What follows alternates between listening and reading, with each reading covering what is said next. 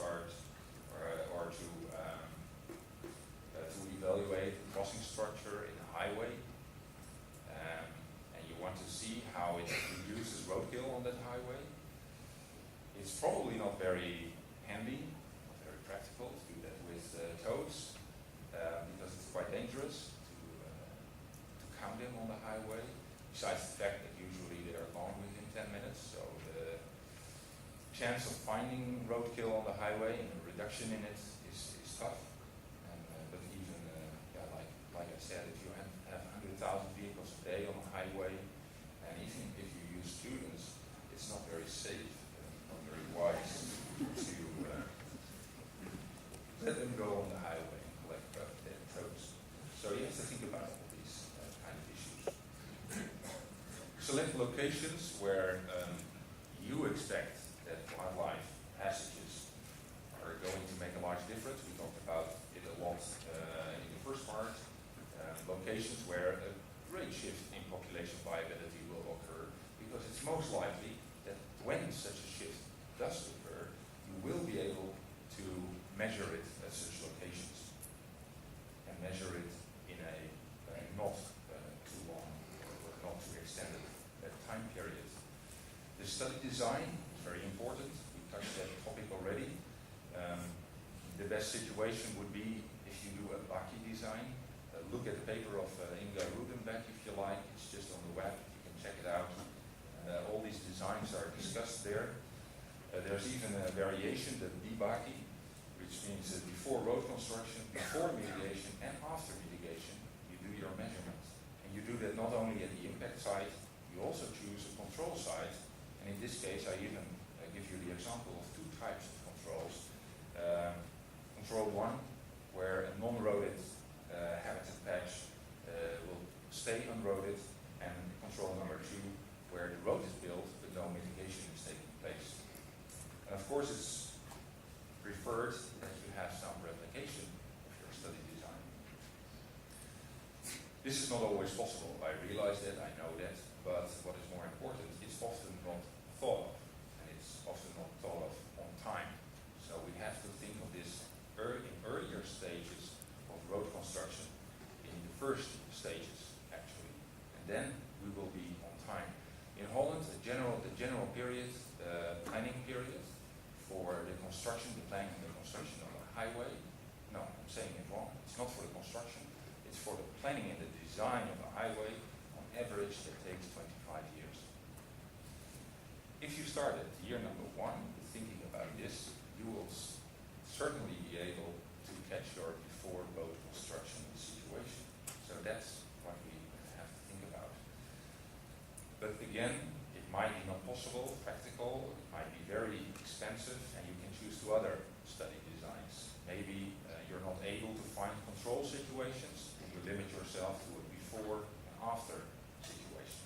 But again, that's much stronger, will give you much more power, strength in your conclusions than just looking what we mostly do now after mitigation.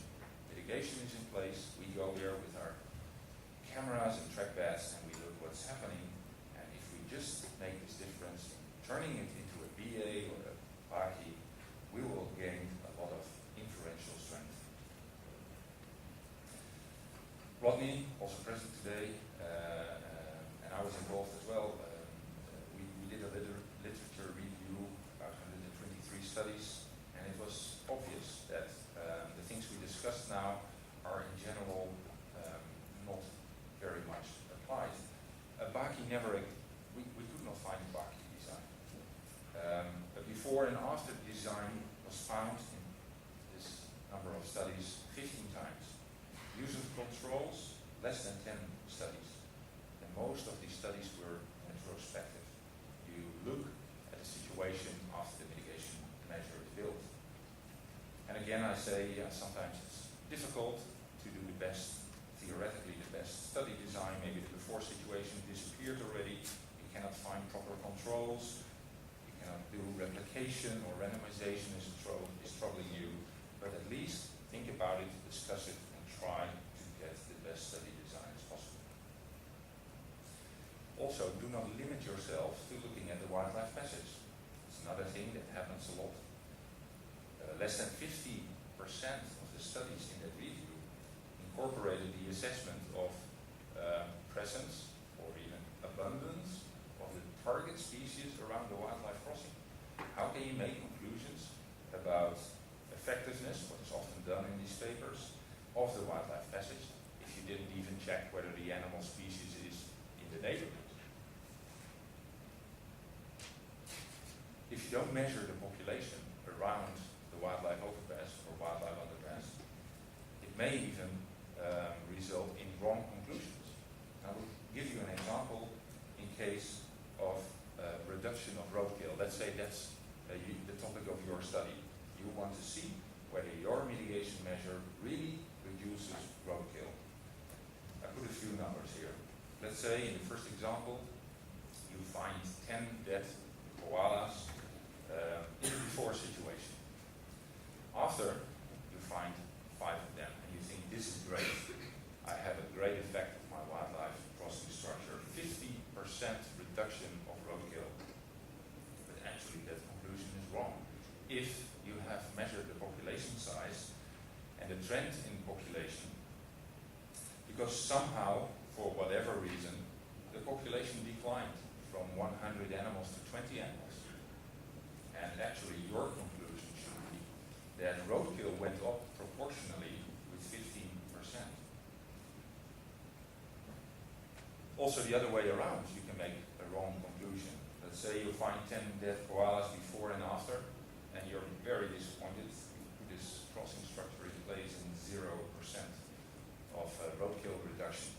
But if you measure population size, and you see that the population is growing, doubled in that time period, maybe even because of your wildlife passage, your conclusion should be that proportionally your roadkill declined with 50%.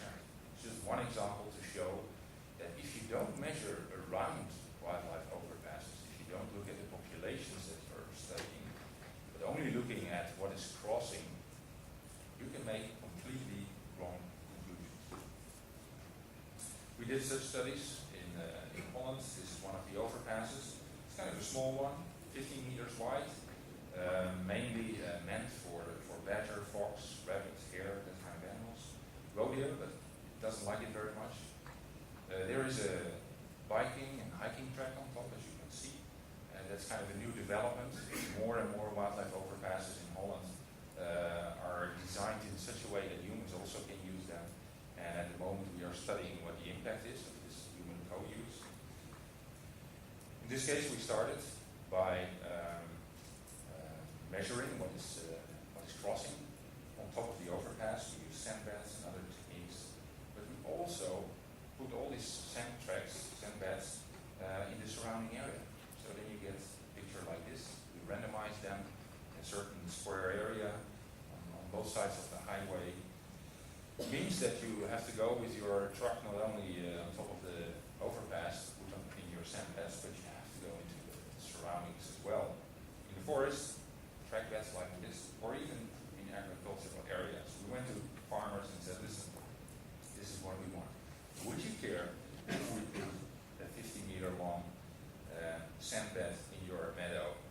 Usually they said, no problem, and they liked the idea of being part of the study. Then again, you measure all this wildlife tracks on all these beds on top of the wildlife passage and in the surroundings. And this is just an example with just a limited part of the database. That if you do that, you can put your findings, your measurement on top of the wildlife overpass much more in perspective. Like you can see here that in the green bars is showing the number of crossings on top of the wildlife overpass, and in orange in the adjacent habitat. You see that there is kind of a preference or kind of a higher crossing rates on the overpass than on average on randomized plots in the surroundings. That's actually what you expect